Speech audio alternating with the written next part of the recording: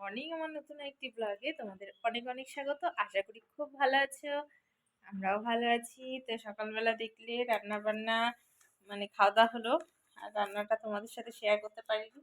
এই ছেলেকে পড়িয়েছে, ওইগুলো বুঝিয়ে নিচ্ছি। ও চলে গেছে, বন্ধুরা চলে এসছে, অনেক বন্ধু হয়ে গেছে। তো বন্ধুরা চলে এসছে, বন্ধুদের সাথে গেল খেলতে। আর কয়েকটা দিন, 4 তারিখ থেকে তো স্কুল শুরু। তো আমি এখন ঘরটারগুলো ঝাড় দিয়ে নিই।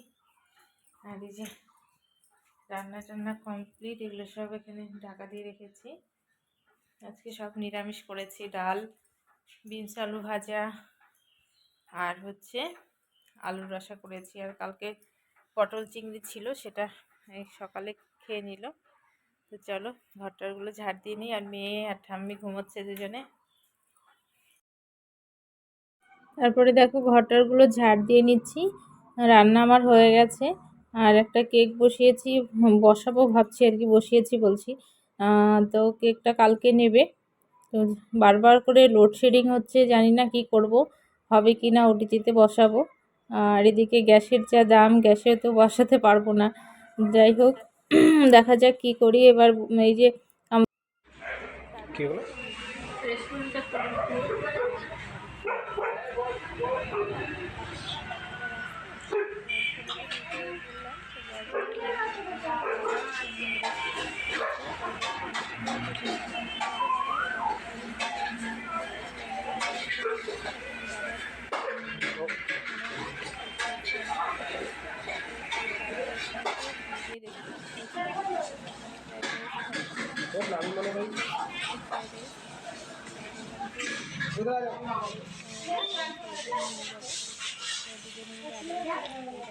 वीडियो बना रहा है हमने यूट्यूब में देखी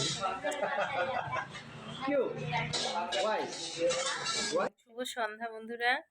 তো এসে আজকে গিয়েছিলাম একটা জায়গাতে, দেখলে তোমরা, একটা রেস্টুরেন্টে গিয়েছি। ওই দাদা ভাইয়ের যখন আমার শ্বশুরমশাইকে নিয়ে ব্যাঙ্গালোর গেছিল, তখন ওই দাদার রুমেই, দাদার রুমেই ছিল। বাবা রুম করে না। তো এত ভালো ওই দাদা ভাইয়ের ব্যবহার। আজকে ওই দাদা ভাই ওখানে একটা রেস্টুরেন্টে ম্যানেজারই করতো, তারপর এখানে এসে নিজে রেস্টুরেন্ট খুলেছে। তো অনেকদিন ধরে বরকে বলছিল ভাই আসবি আসবি করছিল। তো ওর যাওয়ার সময় হচ্ছিল না, তাই আমি আজকে বললাম চলো না, একটু ফটাফট করে একটু বের হয়েছে, খুব খিদে পেয়ে গেছে, চলো একটু ঘুরে আসি।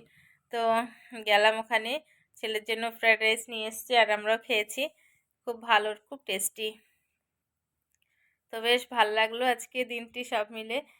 কাজের মধ্যে দিয়ে না এরকম একটু না বেরোলে আধা ঘন্টার জন্য ভালোও লাগে না। তো সেরকমভাবে সময় হয়নি, ভেবেছিলাম ছেলেকে নিয়ে যাব, কিন্তু বাড়িতে এলে আর বেরোতে পারবো না। তো ওর জন্য খাবারটা নিয়ে এসেছি। আর একটা